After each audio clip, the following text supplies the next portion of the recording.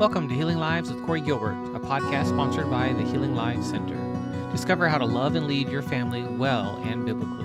God created sex, marriage, and the family for our stewardship, growth, and benefit. My heart and passion is to teach, train, educate, and disciple Christians that want strong marriages and families. The Healing Lives Center has been serving Christians since the year 2000. Its mission is to be a center for sex, trauma, and marriage education and transformation, where we offer counseling, coaching, courses, and speaking services to you, your church, or ministry. Check us out at healinglives.com. Welcome back. We're looking at Chapter 6. Now, we're looking at Chapter 6 of Lost in Translation, a child psychiatrist's guide out of the madness, Dr. Grossman. And so previous episodes went through previous chapters and the introduction from Jordan Peterson, but this one is revealing, let's just say the least. There's going to be a lot of quotes and a lot of things that we're going to have to look at to understand Chapter 6, a dangerous Dutch idea. So what is the Dutch protocol? That's what we're going to look at today. Again, I hope this helps you see how we got here and start shaping, basically what we do next. What do we do? So Chapter 6, a dangerous Dutch idea. So remember Jamie Reed in the previous one? Her testimony begs the question, from where did the model of affirming one-size-fits-all treatment of adolescents with gender dysphoria come? It's based on a small study from Holland that led to what's known as the Dutch protocol.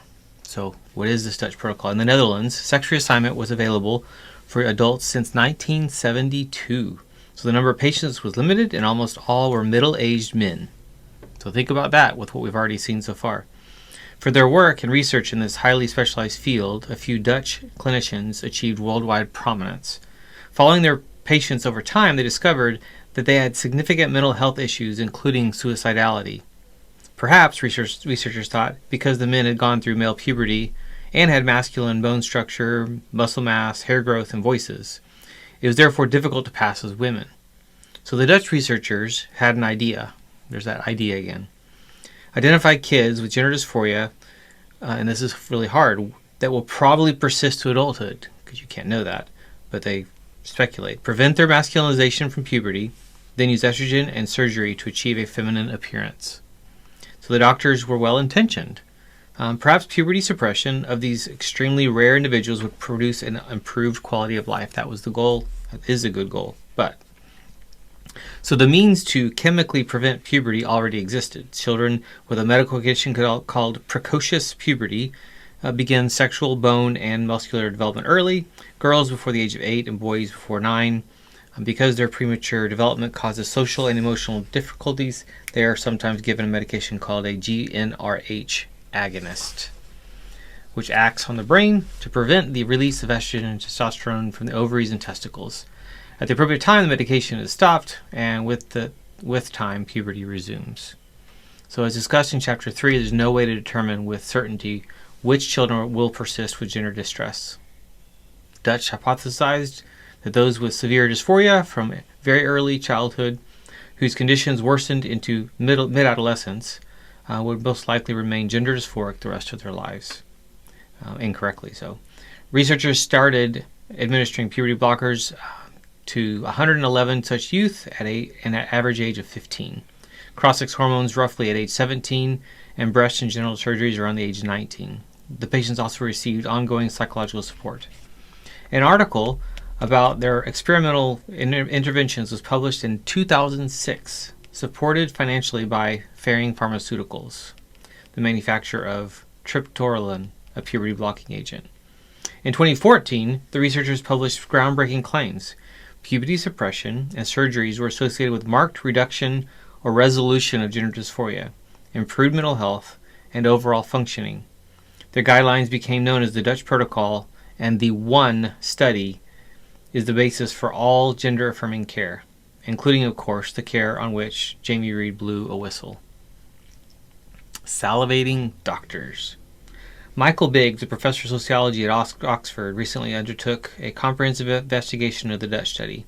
Published in 2022, he describes its history, claims, and rapid international adoption. Biggs writes that in the mid to late 90s, two of the Dutch researchers were elected to the board of directors of the Harry Benjamin International Gender Dysphoria Association, later called WPATH. In 2001, more than a decade before the Dutch experiment's results were published, puberty suppression entered WPATH's standards of care. One would think the recommendation for a non-FDA-approved medication acting on the brains of children with no medical illness would have been founded not on gold, but platinum quality evidence. But I learned from Dr. Biggs that was not the case at all. The only published evidence in 2001 for the benefits of puberty suppression was a case study of one patient. FG were the initials. The Dutch protocol arrived in the U.S. in 2007 when Harvard-affiliated pediatric endocrinologist Dr. Norman Spack co-founded the Gender Management Service at Boston's Children's Hospital, which was the first dedicated clinic for gender dysphoric children in the U.S.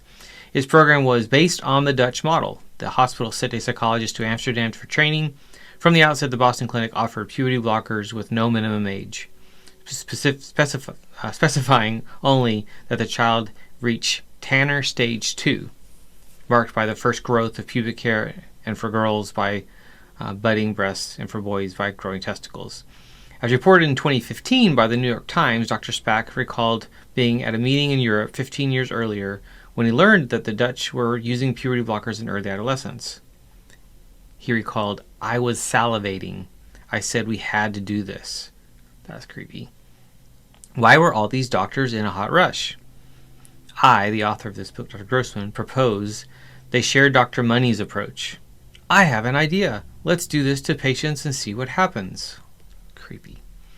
Spack joined 3 Dutch researchers on the Endocrine Society's committee tasked with writing their first clinical guidelines for transsexual persons, the earlier term of transgender persons.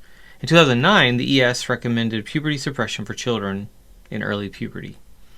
So as early as 2009, doctors, clinics, hospitals, and drug companies could point to prestigious organizations like WPATH, ES, and Boston Children's and say, quote, "Puberty suppression is an internationally accepted treatment for children with gender dysphoria." Not. The assumption was based on the Dutch study that was seriously flawed. So here's an important word: replicability. This means obtaining the same results when an experiment is repeated. It is foundational to medical research. The Dutch study has never been replicated. Clinicians in London tried. From 2011 to 14, 44 teens were given blockers. Results were presented in the 2016 WPATH conference. The patients didn't do well. But the bad news wasn't publicized, as Biggs explains. These conference papers were not published as articles, following the typical fate of medical experiments that failed to produce positive results. The results were published, Biggs explained, only in 2021 as a result of a protracted campaign involving media publicity, complaints to the ethics committee that approved the research, and a judicial review. For the London cohort, puberty suppression brought no measurable benefit nor harm to psychological function to these young people, and gender dysphoria likewise did not improve. The failure to reproduce the Dutch study was only one of the many red flags. Along with Biggs' paper, others provide insight into the flaws in widespread adoption of the Dutch protocol in a 2023 paper entitled "The Myth of Reliable Research in Pediatric Gender Medicine, a Critical Evaluation of the Dutch Studies and Research that has Followed." They discuss runaway diffusion, the phenomenon whereby the medical community mistakes a small innovative experiment as a proven practice and a potentially non-beneficial or harmful practice escapes the lab, rapidly spreading in general clinical setting, which is what's happened here. Runaway diffusion, I quote there, quoting from this, is exactly what has happened in pediatric gender medicine. Affirmative treatment, i.e. the Dutch protocol, rapidly entered general clinical practice worldwide without the necessary rigorous clinical research to confirm the hypothesized robust and lasting psychological benefits of the practice. Nor was it ever demonstrated that the benefits were substantially enough to outweigh the burden of lifelong dependence on medical interventions, infertility and sterility, and various physical health risks. The speed of the runaway diffusion accelerated exponentially when pediatric gender dysphoria went from a relatively rare phenomenon before 2015 to one that impacts as many as 1 in 10 to 20 young people in the Western world. Wow. A small, innovative experiment is mistaken by the medical community as a proven practice, and it escapes the lab. Sounds like John Money and the twins again.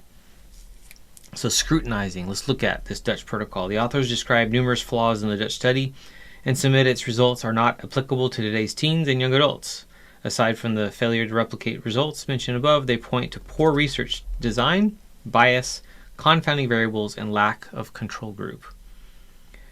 So these are some points that they say, kind of critiquing it. A careful selection process skewed the sample population toward the most clinically straightforward and stable cases. 111 subjects were chosen, but the number was whittled down to 70, then 55. In doing so, the researchers excluded patients who stopped their treatment, refused to participate in follow-up, developed serious medical problems, or had complicated personal situations, for Dr. Levine. As a result, key outcomes were available for as few as 32 patients of the 111.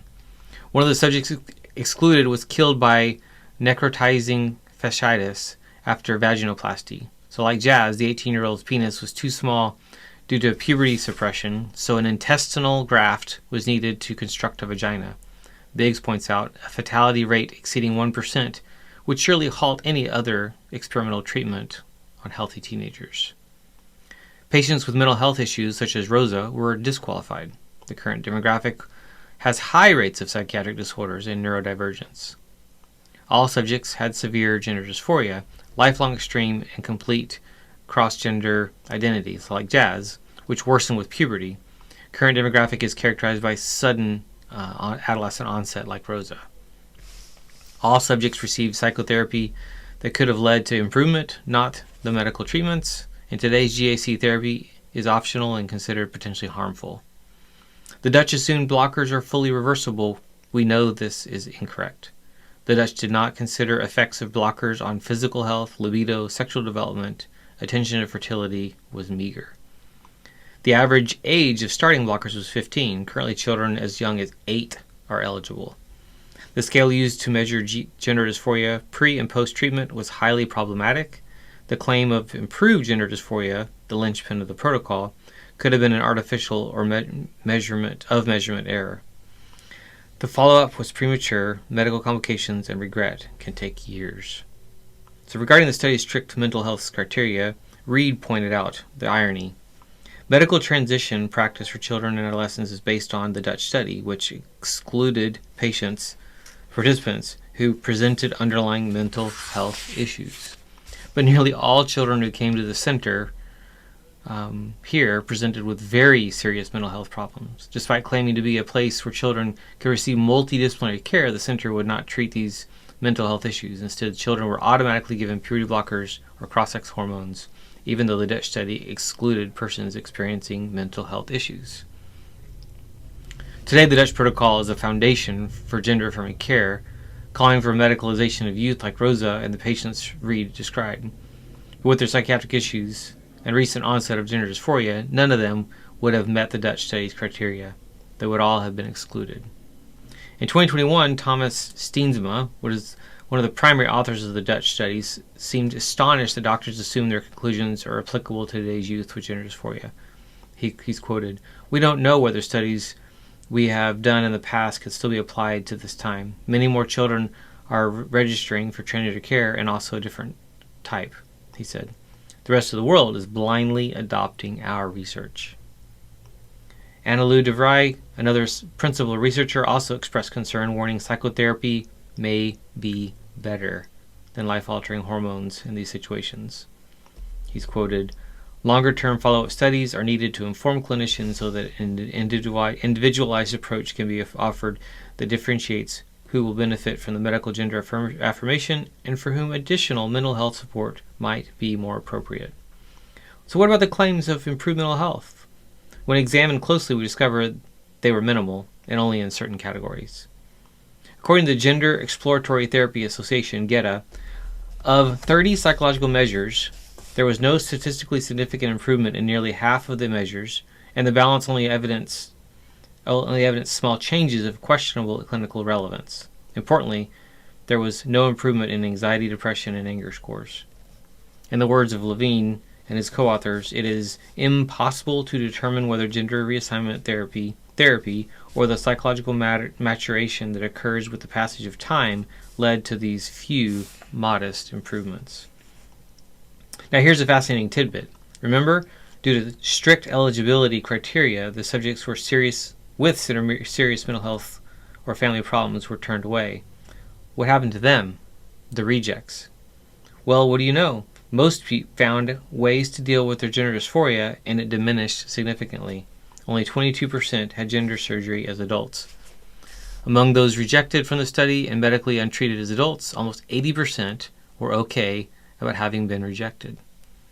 Levine and his co-authors pointed out these findings raised the possibility that the majority of those rejected from hormonal interventions not only were unharmed by waiting, but benefited from non-treatment with gender reassignment in adolescence. Unlike the medically and surgically treated subjects, the rejects completed uninterrupted physical and psychological development, avoided sterility, maintained their sexual function, eliminated their risk of iatrogenic harm from surgery, and avoided the need for decades of dependence on cross-sex hormones. Thousands of minors have been funneled through affirming clinics in the aftermath of the Dutch protocol, yet the Dutch didn't announce their long-term follow-up until 2022. The study had a response rate of only 50%, so a good number of negative outcomes likely went unrecorded. The follow-up study showed that in the early 30s, over half who responded were single, not unmarried, but without a partner at all. An extremely high rate of singleness indicative of much larger issues. Nearly 60% were ashamed of their genital appearance. Significant numbers, 44% of females and 35% of males, regretted losing their fertility. Of the males who underwent the transition, 3/4 had problems with libido, over 70% experienced pain during sex, and 2/3 had difficulty achieving orgasm. These unfortunate individuals aren't shining examples of success. Their lives are cautionary tales of the high price of denying biology. One statistic is especially compelling. 20% of respondents reported a change in identity over time. Remember, they all had severe gender dysphoria from early childhood through mid-puberty. Nonetheless, their opposite sex identities were not fixed. So to repeat, 1 in 5 people who were gender dysphoric in early childhood and went through medical affirmation described a change in their self-perception over time. Does that mean they desisted or identified as non-binary instead of a woman or man? It's not clear. We must ask what will happen to today's cases who develop gender dysphoria in adolescence in response to stress and social contagion, and how high a percentage will remain unstable, and we don't know the answer to this. And the truth is, this is reckless and sloppy. So demonstrating the lack of consensus among professionals who treat gender dysphoria, psychologist Erica Anderson disclosed in an interview with Abigail Schreier that many transgender healthcare providers are treating kids recklessly. Asked if children in early puberty should be placed on blockers, a treatment considered standard of care by professional groups such as the WPATH, vaginoplasty surgeon Marcy Bowers, their incoming president, said, "I'm not a fan." In the same interview, Anderson said, due to some of the, I'll call it just sloppy healthcare work, we're going to have more young adults who will regret having gone through this process. Anderson elaborated on that word, sloppy. Rushing people through the medicalization and abject failure to evaluate the mental health of someone historically in current time and to prepare them for making such a life-changing decision. When you hear confident claims about the gender medical establishment claiming the science is settled, remember, the widespread use of puberty blockers and hormones is based on a study riddled with deficiencies and bias. Some of the original authors openly question why ROGD kids are being treated under their model, and 2 prominent advocates of gender-affirming care who themselves identify as transgender call it reckless and sloppy. So revealing. From her experience at the St. Louis Gender Clinic, Reed described how children are put on a medical assembly line. It begins with the elimination of comprehensive psychological evaluations. Elimination. Wow. So Reed says, a criterion to receive puberty blockers or cross-sex hormones is that the child have a letter of referral from a therapist. This requirement is supposed to ensure that two independent professional clinicians agree that medical transition is appropriate before a child is given medication that causes irreversible change. But nothing about this process at the center involved independent judgment. The center steered children toward therapists that the center knew would refer these children back to the center with a letter supporting medical transition. The center had a list of therapists we would send children to, and a therapist could be on that list only if the center knew they would say yes to medical transition. We also instructed the therapist what to say in their letters to us. I was instructed to draft and send language to the therapist for them to use in letters they can then send to us. And most therapists on the list had a template letter drafted by the center that they could just fill out and return to the center. The next stop was a single visit to the endocrinologist for a testosterone prescription, and that's all it took. A 1-hour consultation with endocrinology or adolescent medicine is little more than a box-checking exercise. 1 hour is not sufficient time to fully assess these children.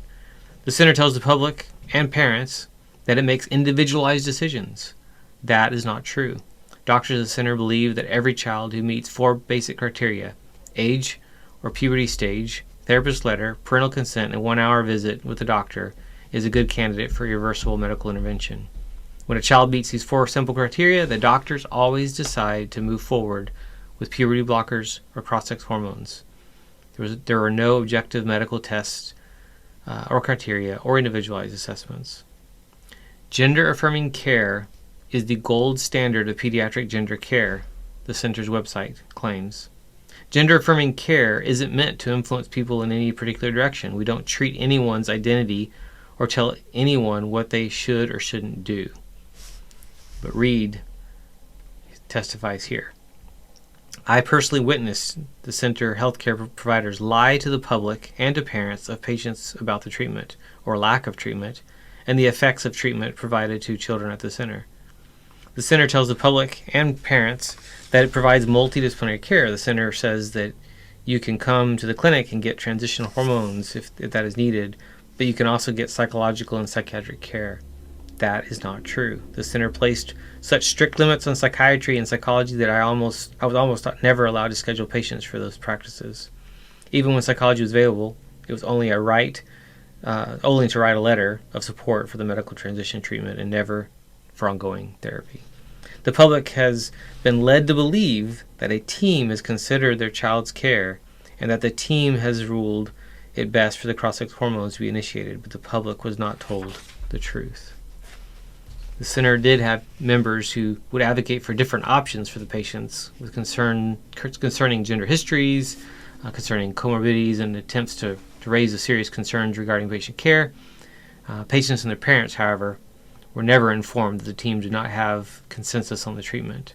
The staff members on the team that were not universally in support of immediate cross-sex hormones were not supported and were told to stop questioning the prevailing narrative. That wasn't the only way the clinic misled the public. So here's some more about what the clinic was doing. Doctors know that cross-sex hormones immediately after puberty blockers make children permanently sterile. The doctors did not share this information with parents or children. Another disturbing aspect of the center was its lack of regard for the rights of parents and the extent to which doctors saw themselves as more informed decision makers over the fate of these children. The center downplayed the negative consequences and emphasized the need for transition. There are no reliable studies showing that this is helpful, it works. Indeed, the experiences of many of the center's patients prove how false their assertions are. Yet a common tactic was for doctors to tell parents of a child assigned female at birth, and you've heard this already, you can either have a living son or a dead daughter. The clinicians would tell parents of a child assigned male at birth, you can either have a living daughter or a dead son. But these are false, based off false statistics. The clinicians would also malign any parent that was not on board with medicalizing their children. Reed continues, doctors at the center routinely pressured parents into consenting by pushing those parents, threatening them, and bullying them. The center has a team culture of supporting the affirming parent and maligning the non-affirming parent. They were pressured into consent. Another scandal in London. Why the St. Louis clinic place their young patients on the path toward medical treatment. Scandal consumed Tavistock. We've heard this one already too. In 2019, Marcus Evans resigned after serving as the Associate Clinical Director of Adult and Adolescent Services at Tavistock and wrote a scathing article. It was titled, "Why I Resigned from Tavistock. Trans-Identified Children Need Therapy, Not Just Affirmation and Drugs." Gender care at GIDS, that's the Tavistock one, he wrote, is influenced by a de facto censorship regime that is harming children. Parents were concerned children were fast-tracked through GIDS without any serious psychological evaluation. 1 in 5 staff members of the clinic had grave ethical concerns. In Evans' opinion, the very foundation of affirming care is unsound. When doctors always give patients what they want, or think they want, the fallout can be disastrous, as we have seen with the opioid crisis. And there is every possibility that the inappropriate medical treatment of children with gender dysphoria may follow a similar path. Evan went further. He lamented that GIDS officials bought into the idea that transition is a goal unto itself, separate from the well-being of individual children who are now being used as pawns in an ideological campaign. This is the opposite of responsible and caring therapeutic work, which is based on the need to reestablish respectful but loving bonds between mind and body. Yeah, so much for the do no harm, right? And there's some more here about some more stuff going on in London. You can read that later. Dr. Hilary Cass, former president of the Royal College of Pediatrics and Child Health, was appointed to perform an independent review of GIDS. She found serious deficiencies in provision of services, including the failure to gather evidence about comorbidities or long-term outcomes. There's a diagnostic overshadowing. So once a patient declares gender dysphoria, all other mental health issues are overshadowed, which is really a big deal. Reed didn't blow the whistle at once when she worked there. Going public, she said, would be putting myself at a serious personal and professional risk. Then she saw an article quoting the Admiral and knew she must act. While America embraces blockers, hormones, and surgery on demand, progressive nations in Western Europe and Scandinavia slam on the brakes. Britain planned to close GIDS in 2023. Sweden restricted medical interventions for minors after Leo's malpractice case. The Finland Health Authority made psychotherapy, not puberty blockers and cross-sex hormones, the first-line treatment. The Norwegian Healthcare Investigation Board changed their guidelines. The Royal Australian and New Zealand College of Psychiatrists warned that psychotherapy-first approach is the best protocol. Come to think of it, experiment is probably the best word she talks about, and she finishes, read, experiments are supposed to be carefully designed. Hypotheses are supposed to be tested ethically. The doctors I worked alongside at the Transgender Center said frequently about the treatment of our patients. We are building the plane while we are flying it. No one should be a passenger on that kind of aircraft. Thank you for tuning in to the Healing Lives with Corey Gilbert podcast. It has been an honor to serve. If you are struggling, have questions, or in need, Dr. Gilbert offers a free consultation for new clients. Check us out at healinglives.com to book a call. If this has been helpful to you, please share it, leave a review, and help us get the word out so that we can see lives changed, marriages transformed, and more people come into a life-changing relationship with Jesus Christ. The Healing Lives Center offers online courses, programs, books, intensives, and other services to help you live biblically and well. Discover more resources on YouTube and in Dr. Gilbert's Healing Marriage Facebook group, The Healing Marriage.